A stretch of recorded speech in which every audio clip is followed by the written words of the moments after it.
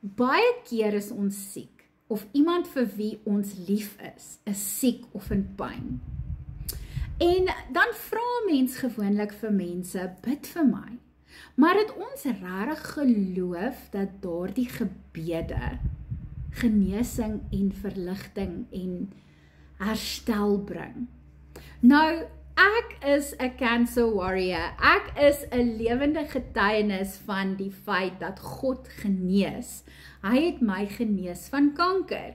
En ek het soveel mense wat my in gebed gedra het. Ek het selfs 'n cancer warrior groep. Ek het 'n healing groep op WhatsApp waar ons vir mense bid wat siek is. Maar God wil ook hê ons moet leer om dit self te doen.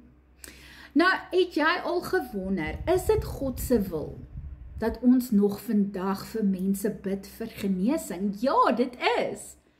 Ons moet net leer hoe om reg te bid. Jy weet, in die kerk het ons baie keer geleer dat ons word siek of ons is in pyn omdat God ons straf. Nee, dis nie die God wat ons dien nie.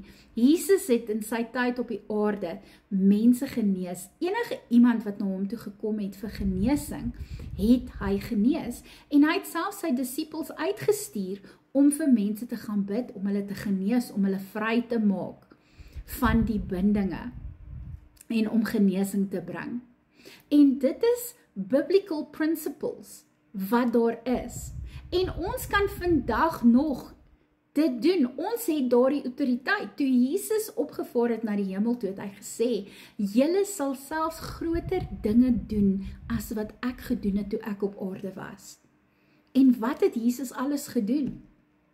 So, as jy belangstel om te leer hoe om te bid vir genesing, vir jouself, vir jou geliefdes, vir ander mense.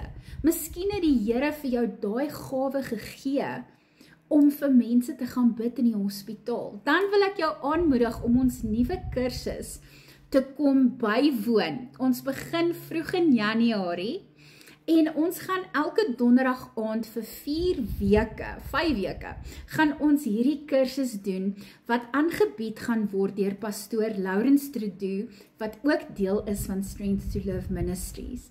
En hy gaan vir ons leer hoe om op 'n Bybelse manier in daardie autoriteit te kan staan om te bid vir genesing en heelmaking. So, as jy belangstel in hierdie kursus, asseblief reik uit, DM my, en saam kan ons hierdie pad van genesing stap. Soos ek sê, as jy sukkel met siekte, ek is 100% genees van kanker, en dis net alle eer aan God. So, asseblief reik uit, laat weet my, DM my, en kom join ons, vroeg in Januarie volgende jaar, om te leer hoe om in the believer's authority te loop en te kan bid vir ander en jouself vir genesing.